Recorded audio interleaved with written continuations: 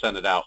No, okay, that's all right. It was really just Eric and I just kind of BSing around a little bit and talking about our business. So Okay, nothing too over the top, but I'm recording this call today so we don't ever run into that problem again. okay, cool. So go ahead, Mr. Thomas. Yeah, so one of the things that Doug's been talking about with us is to when we sit down and meet with a realtor to start out the conversation, basically by saying that I know you're sitting over there thinking, am I going to be a good fit for your business? And I'm sitting here thinking the same thing. Are you going to be a good fit for mine? And if at any point in this conversation that you don't think that I'd be a good fit for your business, and I'm going to do the same, can you please let's end the meeting there, and we'll walk out. And so I did that today, and the realtors looked at me like almost like I was crazy. They've never heard it before. And Really? and basically at the end of the meeting, when we were getting ready to go, I was in a meeting with two realtors, and the one had a meeting with a client, and I never ended up getting the call, but he told me that when in the meeting with this client, if the client doesn't decide to go cash, then he's going to send them my way. And so I just said, hey, give me a call in the meeting if you need to, and I'll help him right away. And so that was pretty cool. And then what was the other one that I told you today?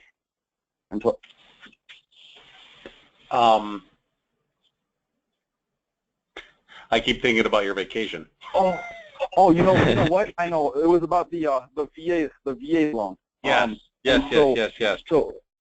So what happened with this deal? I have a client that's VA approved, and the listing agent put the property as VA eligible funding, and so the offer was accepted, and I submitted it to my operations manager and loan partner, and she ended up catching that the site the complex is actually not approved, and so we worked around that, and we got the complex approved. And I stayed following up with the listing agent, my client, the buyer's agent, and today, I called the listing agent to let him know that the appraisal report is, completed and approved through underwriting. The value's good, and we're ready to move forward. And he thanked me for my follow-up and said, we're definitely going to do business in the future. And so what I said back to him, I go, the biggest thank you doesn't come in the form of words; it comes in the form of a referral.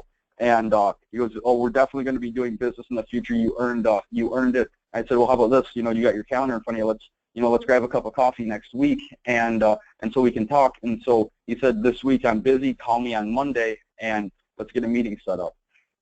And so it was pretty cool to be in that, to kind of do some of the things that Doug's been preaching to us, and it felt really good.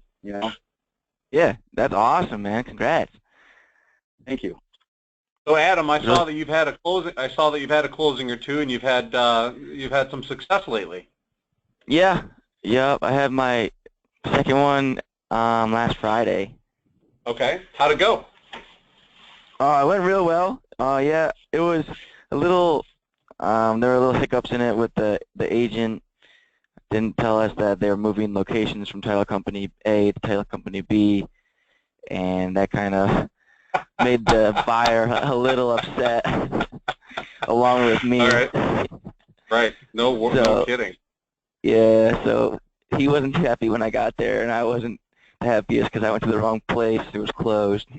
Oh. But other than that, it went fine, though. He turned it all around. I just started talking to him, try to win him back over, make him happy again, and Sure. it ended up on a good note, so that was nice. So when you say you're trying to win them back, it was the listing agent who changed things up at the last minute, but you're the one that was groveling?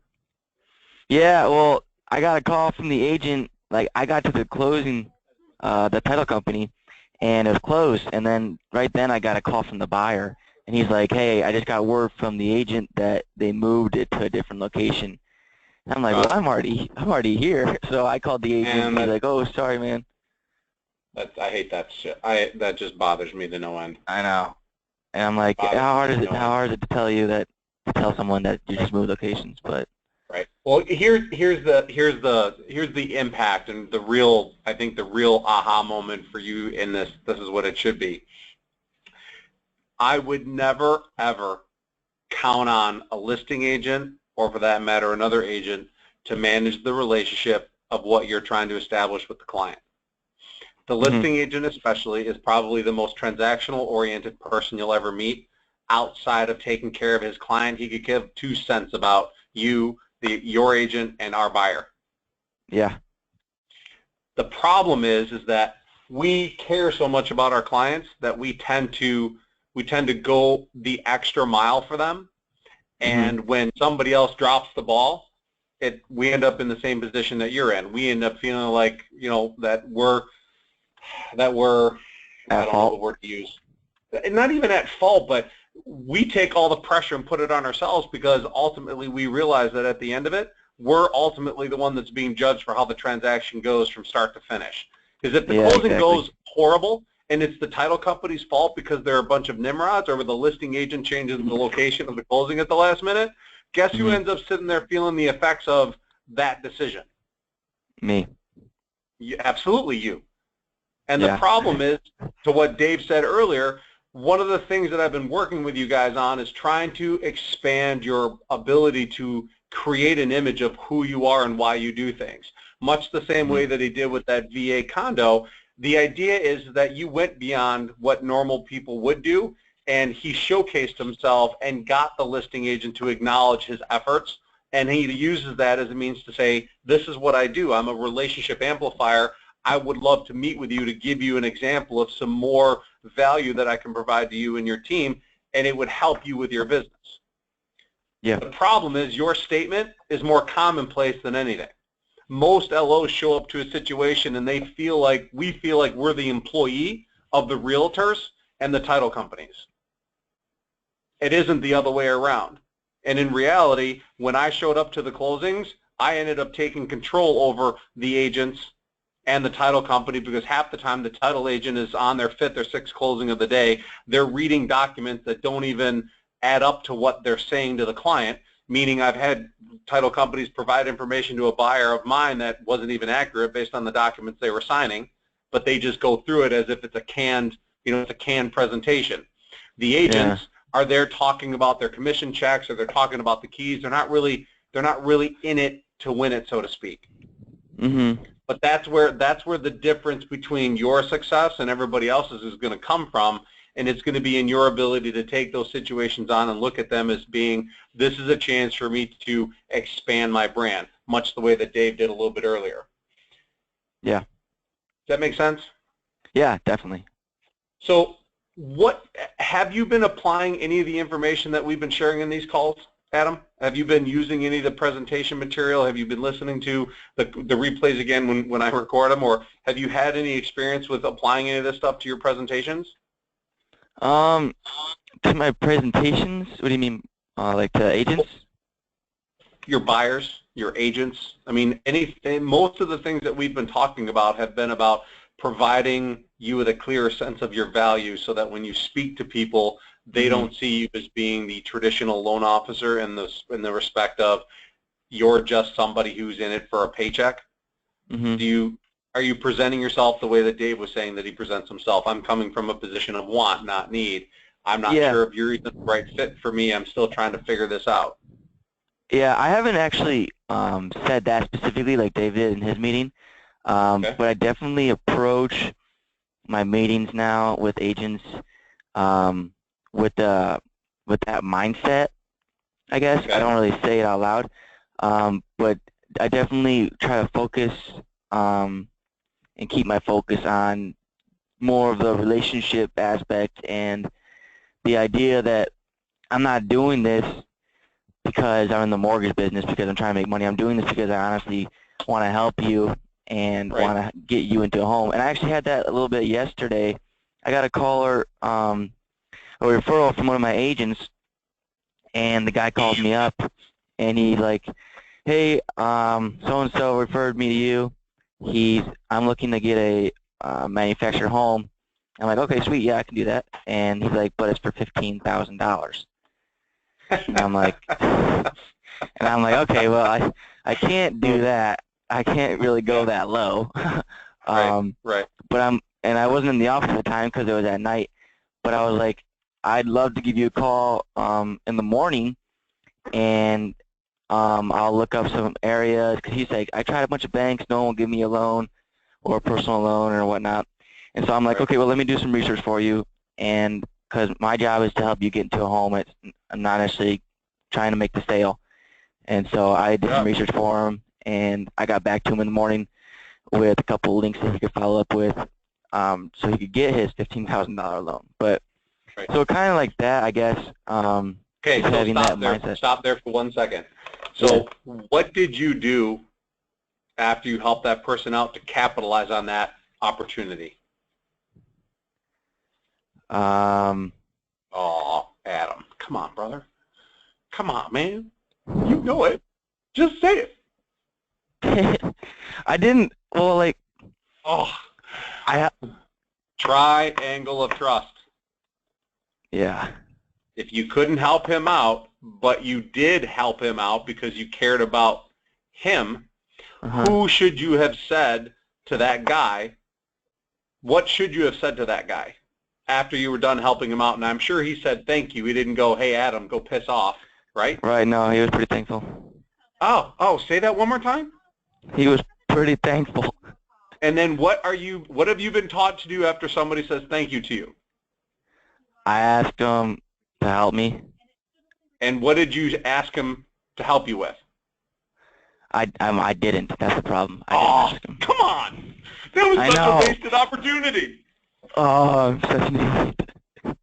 All right, so here, I'm going to say this yet again, because this is where most of us lose our opportunities. We're so good at doing great things for people, and Adam and Dave, both of you guys, capitalized on a tremendous there was an opportunity given to both of you, and one of you capitalized on it and the other one didn't. Both of you still demonstrated the character value that is perfect for what I'm trying to teach you guys. Right. Adam, what you need to do in those situations is realize I'm not going to make any money at helping this guy out unless I do two things.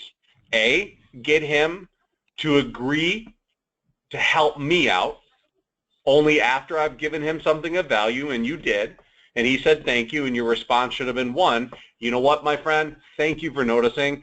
I really just care about the person that referred you to me, and that means the world to me because it takes a lot for somebody to endorse, a third party.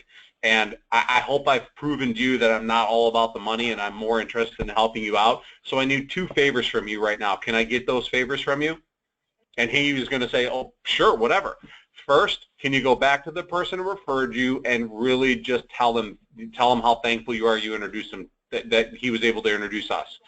That is the most important thing to me because I need that person to know that regardless of who they send me, I'm going to go above and beyond to try and help solve a problem.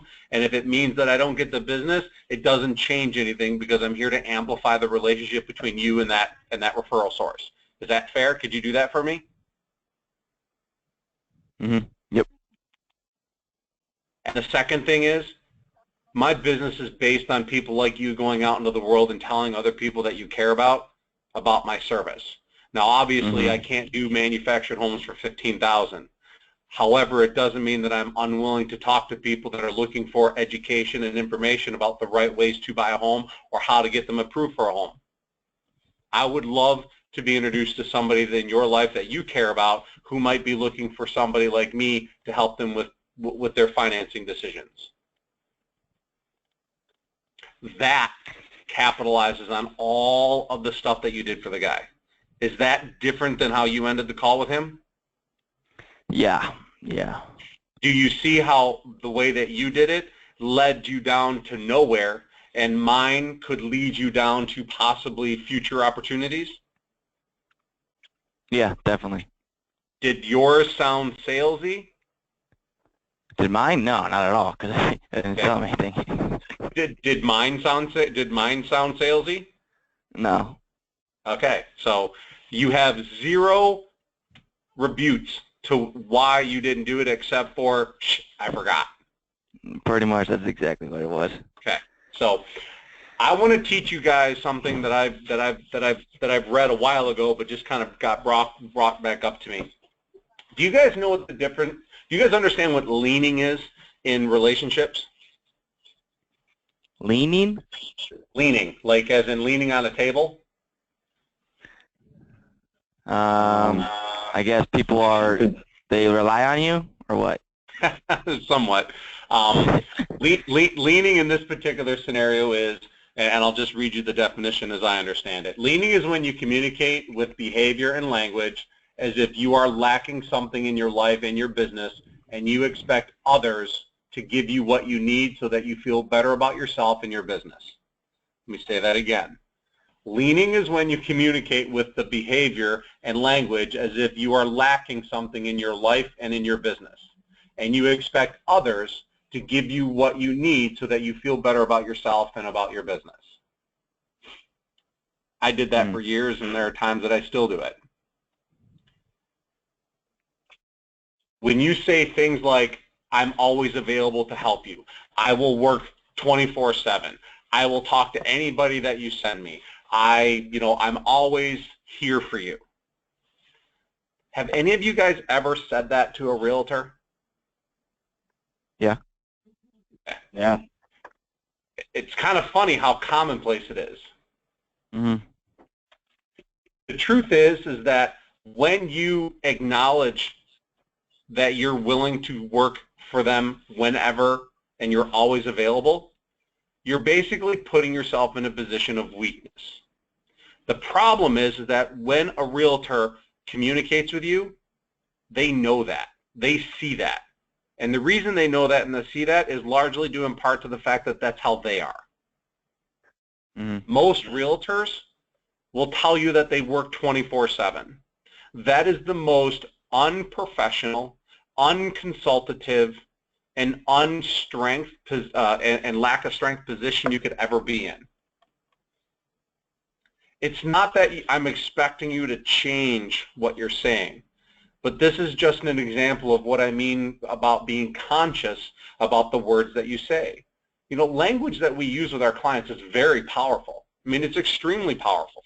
And the words that you choose to use impact the dynamic of your relationship with the realtors. And so, Adam, you say things in a certain way based on what you feel, but I'm going to challenge you a little bit and say, if you start using a little bit more of the language that David's using and use it more accurately in the way that we're talking, you might see a shift.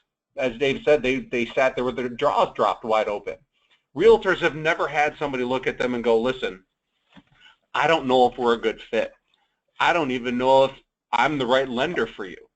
And right now, I'm trying to decide if you're the right realtor or realtors for my business.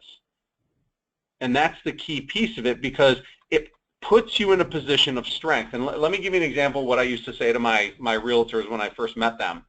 I don't know if I can help the people you refer me. However, if you do, or when you do refer me, I'd be delighted to help out every one of your clients.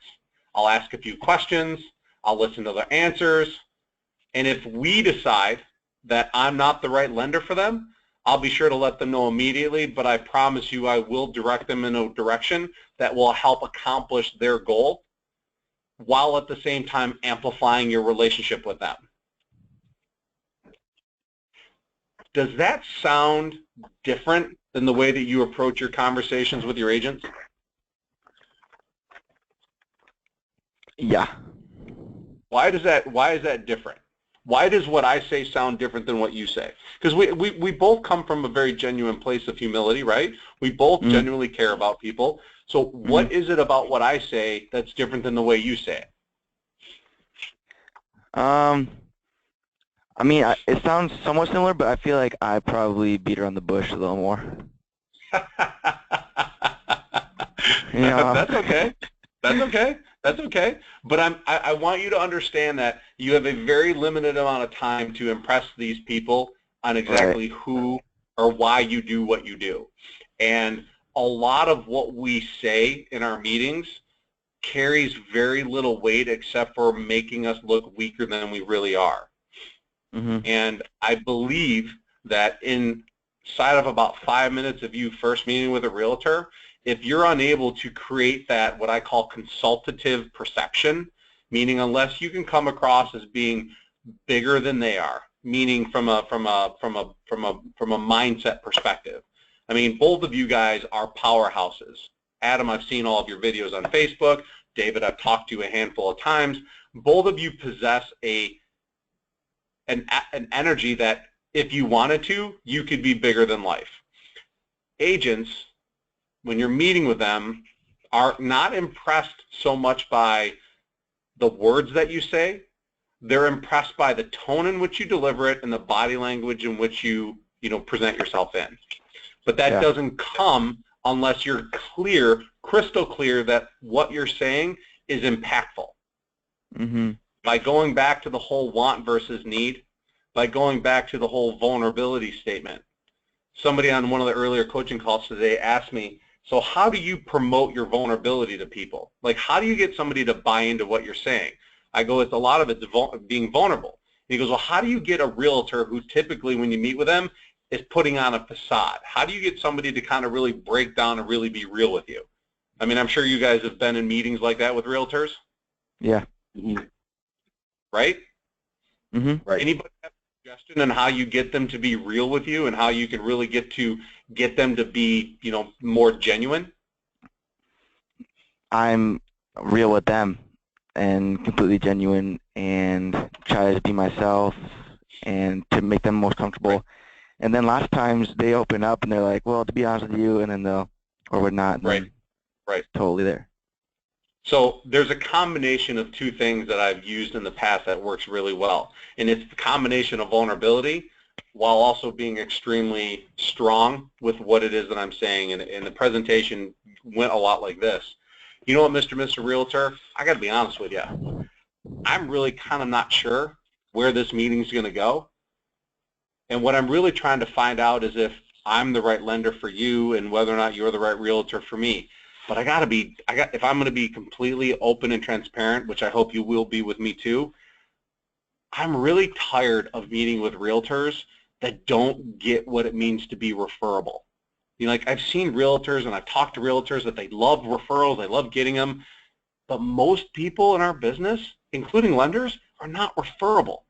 And that's so disheartening to me because I've chosen to build a business around relationships and amplifying them and really leaning on them because I believe that's the best way to grow business. But a lot of the times when I meet with agents, I leave feeling very disgruntled because I don't believe most agents get what I'm saying. And I'm very protective about the way that my business works because my reputation, much like yours, is everything to me. And so as we talk a little bit, I just want you to be real with me because I'm going to be very real with you, and I'm hoping that in this meeting we can come to an agreement on whether or not we're a good fit or not. But I just want to make sure that we're clear that all I care about is making sure that if we decide to partner, that we're partnering with the right person that helps amplify our businesses respectively. Is that fair? That typically got a great response with realtors to finally put their guard down and realize that I'm not there to sell them rates, products, and programs. I'm not here just to promise the world and deliver nothing. I'm not painting it as a rosy picture, and I'm putting them on notice that I know who they are. Like I know who these agents are, and I'm not about to be fooled by their song and dance or their little facade that they put on. And most of the agents that I talk to, when I talk to them about this, I had great conversations with them. Most of them were, probably an agent that referred me only 1 or 2 deals, and I eventually just stopped working with them because it wasn't worth it for me. But I got great value out of those meetings because I got to learn a lot about what realtors are struggling with and what I needed to do to perfect my presentation. Does anybody think that that would work with the next presentation that they have with one of their agents? Of course. Yeah. Why do you think that? Why do you think that, guys? Because really, I mean, going into it, you're basically saying, listen, I'm trying to have you to be. I want you to be on the same page I'm on, and so many people are miss that part of this business that really makes us successful. and I need to make sure that you are able to be on that same page with me, because if not, I don't, you know, basically I don't want to work with you, but if you are, you're going to be a good fit for me, and that's kind of what. Doesn't it help them see you differently than most lenders that they talk to? Because we've talked about before, realtors kind of expect you to fall into the category. I mean, if I'm going to be completely transparent, when a realtor agrees to meet with you, you guys both know that the agent's already pigeonholed you as to being some loan officer, lowlife that they've met 100 times before, but they're looking for either a free cup of coffee, a free lunch, or they're just sick and tired of you calling them. Yes, no? Is that close? I'm sure, yeah, I'm sure some of the agents I met with definitely thought that.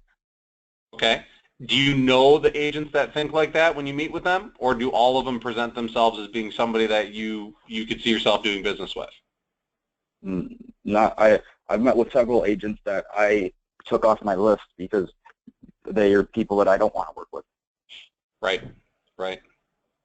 Adam, talk to me a little bit about your last 3 realtor meetings. How did they go? Like, help me understand where you're at with them. Let me think. Last week I had one on Wednesday. Okay. I met with he's actually a cousin of a girl that I'm really good friends with that I graduated college with. Awesome. And so I've been calling him for at least a month straight, every Monday. Okay. And he answered it like one time and then was like, okay, we'll set something up later. And then never answered you again. Then never answered me again. So I kept on I left a voicemail every week. And then one week he actually called me back, like halfway through the week, which was surprising. And he's like, hey, sorry, I've been super busy. There's no excuse for me not being able to answer your calls. Let's set up a meeting for next week. And I was like, okay. Sweet. Yeah. So we met, went really well. Usually I go in there and I frog them like we're taught. And obviously we talked about friends first because I knew his cousin and whatnot. Yeah. And just tried to build the conversation that way before I really get into business. That way we're both more comfortable. Sure. And then I kind of ask him like, okay, so what do you know about Lake State Mortgage? Have you ever heard of where I work? And most of the time it's like, no, I've never heard of it. No. And then I explain different things about us, how we work really as a team here, and being really consistent with follow-up and updating, keeping everyone on the same page. What else? Usually they ask me a bunch of questions, but... Do you talk about your value? You, not Lake State, not your process, not your team. Do you talk about your value? Do you talk about what Adam brings to the table? Yeah, but most of the thing I talk about is, I guess, my care for the customer, for the client, whatever, the home buyer.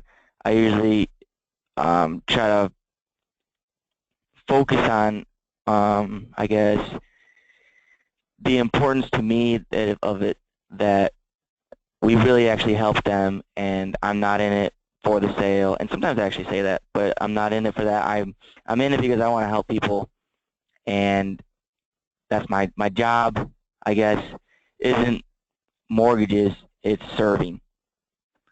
And I try to explain that to them. Okay. So what you really do is talk about yourself a lot. Yeah, I guess I talk about myself and the team. But I mean, on the other side of it, it's not just me that talking all the time. I try to ask them a lot of questions. No.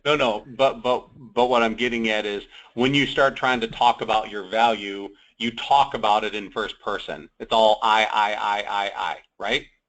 Yeah. Is that bad? Okay. And that's not a bad thing. I just want you to realize something, that when you use the word I, you make it all about yourself. Now, I'm not saying that that's bad, but if you want to shift it in one respect, and that is your value is realizing or recognizing what you do, how it impacts him. And instead of using the I statement, talk about yourself as it pertains to the results that you get. Now, I know that it's hard because you've only had a couple closings, but you can talk about it in the sense of our business is designed, the value that I bring to the table is that I spearhead the ability of being able to amplify the relationship that you have with your client. See, what I have found is that when your clients come back to you and say thank you about the person that you referred to do the mortgage, we stand a better chance of generating future opportunities because together we are a unified front. Now, doing a mortgage, there's a lot of companies that you can choose to use to do mortgages, and everybody communicates and everybody follows through and everybody cares and all that. However, not many people are capable of amplifying the relationship between the buyer and the realtor like we are. And we have found that there are groups of agents that understand this, and there's a large percentage of them that don't. And so what I'm looking for isn't so much to convince you that our team is the right team to work with. What I'm trying to convince you of is, have you ever worked with a lender that knows how to amplify the relationship to help you grow your business by creating great unified efforts so that the client sees us and experiences the best possible process from start to finish? But when you sit and talk about I care, I want, our team this, our team that, you really start pointing the finger back at you. You keep pointing it like I'm good, I'm this, we're this, we're that. The truth is that that's one of those sales tactics that when you shift the attention away from the person who is your client right there, they lose interest in it because they start hearing the same thing over and over again. All I hear are eyes, all I hear is eyes, all I hear is eyes. And a client, in this case the realtor, what they're really looking for is something that resonates differently with them. And I promise you, it's harder to do it this way, but the impact is significantly greater because you keep all the focus on what is in it for them. You see that? Yeah. So an example of doing this, there are these little notes that I used to write out to my clients or realtors or whenever I thought about somebody. They were called personal acknowledgement notes. And the rule of the personal acknowledgement note was you were never allowed to use the word I in the letter, ever. Okay. Because as soon as you use the word I in the letter, it takes all the focus away from them and puts it on you.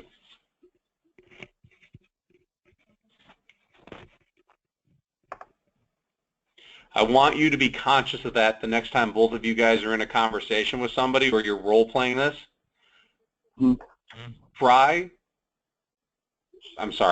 you practice this, eliminate the word I from the presentation, and you'll find how much more difficult it is to talk, but you will find that the conversation, when you do speak, is more shifted completely and totally on your client. Because you start finding ways to bring home the result every time you talk about it. You don't talk about what you do, you talk about the result and the impact that it has. Does that make sense? Yes. Stop talking about the process and talk about the result and the impact that it has. And you'll find that your shift will start allowing you to communicate at a higher level, just like the understanding of what leaning means. When you say, I'll talk to anybody anytime, no, you won't talk to anybody at any time. That's a desperate cry for help that you want somebody else to take care of for you.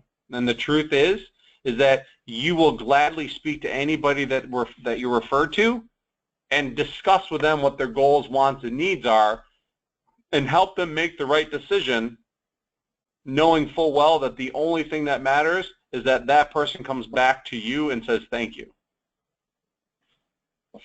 Did I say the word I in there at all? No. It's an amazing thing when you take the word I out of your sales presentations. It'll be a very difficult process for you guys, and I would challenge you next week to give me a presentation that eliminates the word I from it. Who's willing to take that challenge? I'm down. Okay. Yep. All the challenges that. Oh. The challenge is this. Next week, we're going to role play a little bit. You guys are going to pick up the telephone, and you guys are going to present to me your unique selling proposition without using the word I.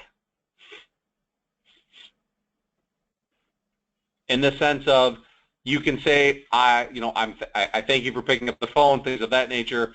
But when it comes to Adam, David, why should I as a realtor want to use you? What makes you different? And that's the presentation that you need to have in your ready, that eliminates the word I, that delivers on what you guys are about. And the secret is focus on the result, not on the process. Because nobody cares about the labor pains. People just care about the baby. Oh, that's an interesting analogy. as any person, do they care about the labor pains, or do they ask how healthy the baby is? That's the first thing out of their mouth. Oh my God, how was the labor process? Did you have really bad pains? No, everybody goes, how's the baby? Is the baby healthy? Is everybody happy? I mean, it's a very real analogy. And that's the truth with just about anything, especially in our industry. Nobody cares about the labor pains.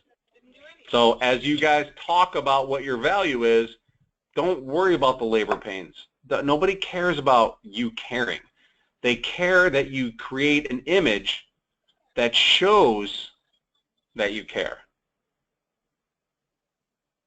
You guys following me on this? Oh, yeah. This is high-level stuff, man. This is not stuff that you guys are just going to pick up next week if you haven't practiced. And the truth is that this is going to set the tone for how successful you guys are going to be in the coming months. And I'll be honest with you, with the product, with the reality that interest rates are going to be climbing, with the winter months coming, unless you guys have got a whirlwind of business laying in the corner waiting for you, you guys, this is stuff that's really going to hit home with your presentations that are going to help you guys kind of build up some momentum during the winter months. I want to hear from you guys. Adam, I know you're extremely personable. I've seen your videos. You know how to talk to people. Adam or David, same thing. I don't expect you guys to be perfect, but what I expect you guys is to put forth a really good effort and show me that this is something that you guys can buy into. It isn't going to work if you don't use it. And David, you're a testimony. Honestly, just throw it in and watch what happens. It's not just willy-nilly stuff, man. This stuff is really scientific, and I've been doing it for decades, and it works like a charm.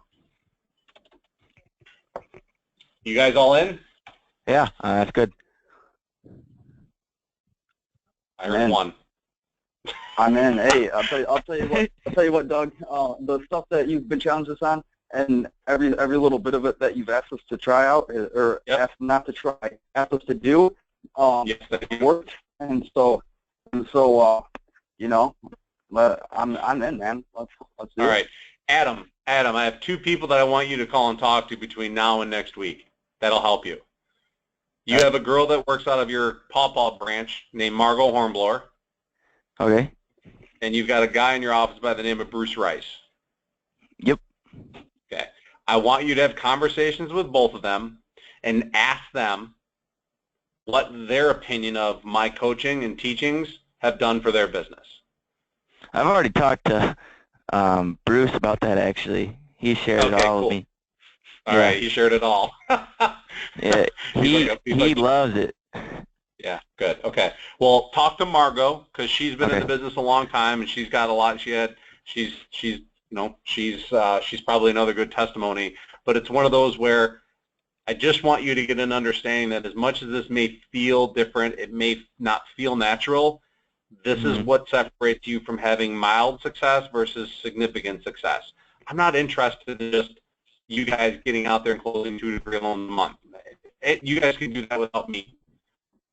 What I'm trying to teach you guys is the power of language and how it impacts the realtor, so that you guys can leave marks on people and they remember you, and that they will, no matter what happens, they will never treat you like a commodity. They will treat you like a professional. They will treat you like a valued partner, and you will finally reach a place where your brand won't be about loans. Your brand will be about amplifying relationships.